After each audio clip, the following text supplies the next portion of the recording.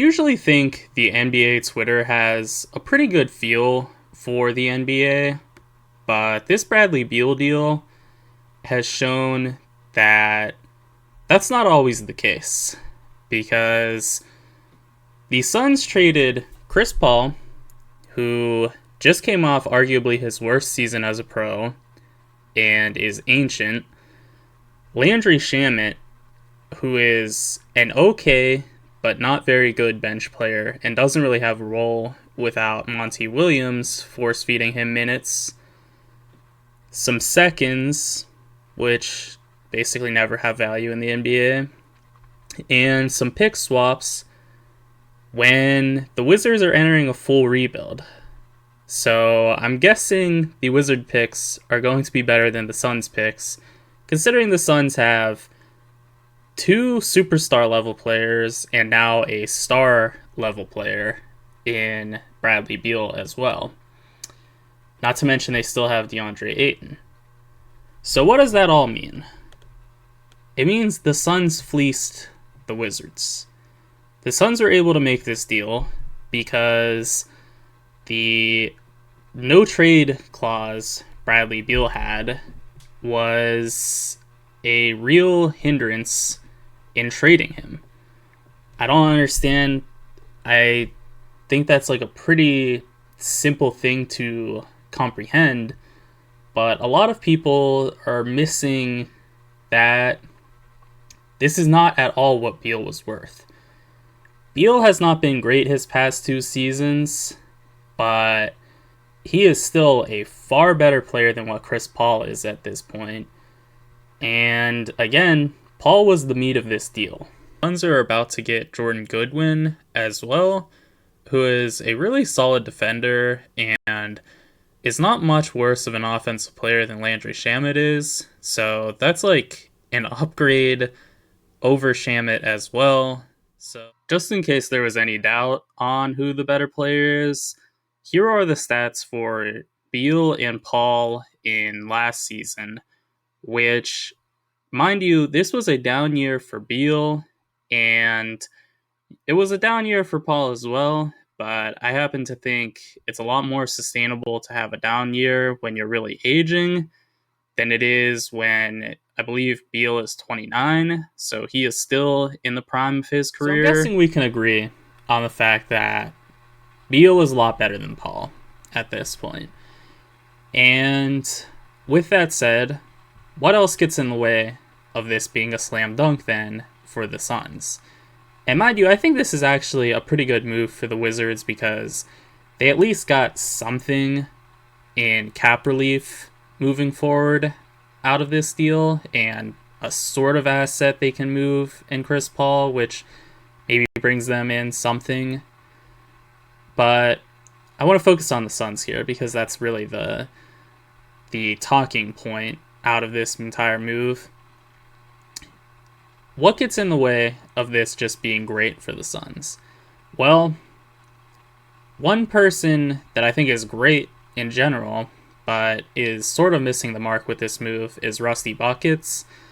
And he thinks that the Suns, that is, locked themselves into having no depth moving forward. And his argument was that they lost to the Nuggets because they didn't have depth, which is not a ridiculous take, but I think it kind of misses the mark because Kevin Durant also really struggled against the Nuggets, and a lot of that was, one, Aaron Gordon is a great defender, so give him a ton of credit. He did a great job of guarding Durant, but two, the Nuggets were able to sell out to stop just Durant and Booker. And now they're going to have to defend a little bit more honestly because Beal can also get his own shot. And if you leave Beal unattended, he's going to be able to stroke that three at a high clip, even if his percentages aren't as great as you would expect for an elite shooter. They're still really good because he's been shooting a lot of his threes off of the dribble, which is just a lower efficiency shot than a catch and shoot three. Now he's going to be able to do catch and shoot threes with higher frequency, and so is Devin Booker and Kevin Durant, because any of these guys can have the ball in their hands, and they're good enough playmakers to know when somebody's open, or in the case of passing to Durant or Booker, whatever the case may be, if they have any space at all, that's too much space. They're going to either be able to shoot the three, or they're going to be able to create off of a late rotation. So the percentages from three may not be as great as you would want for your three best players, but it's only going to be better moving forward because there won't be any way to sell out to stop these guys. There's always going to be at least two of them on the court at a time, and they're going to be rested. Last year, or in the playoffs last season, the Nuggets survived a lot because Booker and Durant were forced to play basically every minute.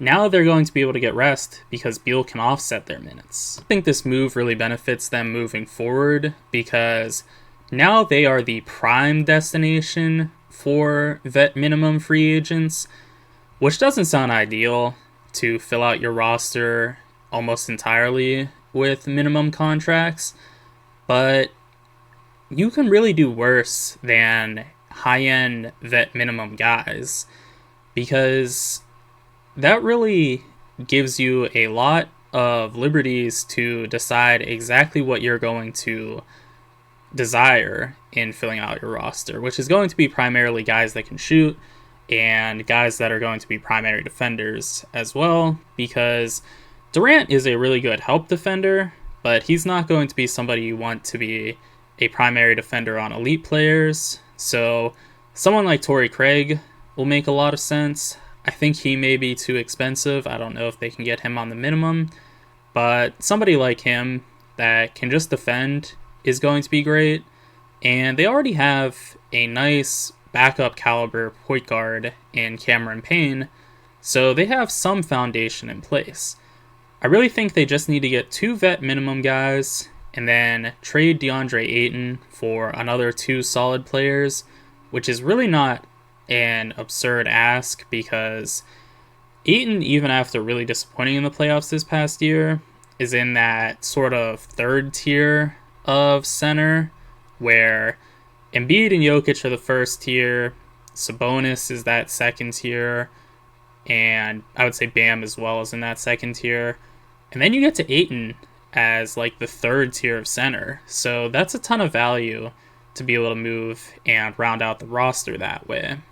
Lastly, another argument that gets raised for why this move is not good for the Suns is this idea that they will not have enough playmaking, which is reasonable on the surface, but I think is just another case, again, where the talent will overwhelm basically any issue, because Devin Booker really did well as a primary ball handler in the absence of Chris Paul, and that's not just in the playoffs, that's during the regular season when Paul was missing time as well. So it's a small sample size, but it's not a completely limited one.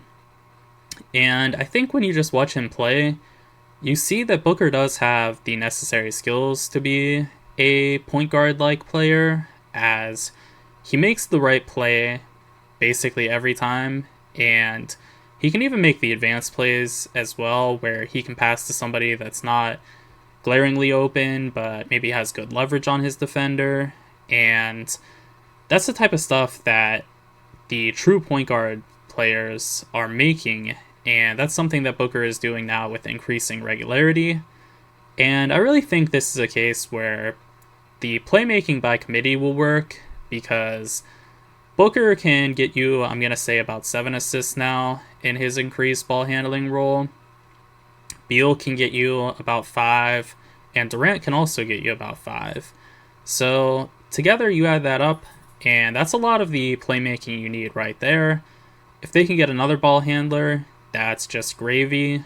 That is something they don't entirely need, but I think would really be helpful as well. So They just need players that aren't necessarily super well-rounded, but have clear skill sets, and by that I mean they can shoot, or defend, or playmake, and they're really going to be set moving forward. So I think the Suns are in a really good place, and I think they're in prime potential to compete for a championship this upcoming season. Those are my thoughts on the Suns, though. Be sure to let me know what yours are, and also be sure to like and subscribe for more NBA and NFL content.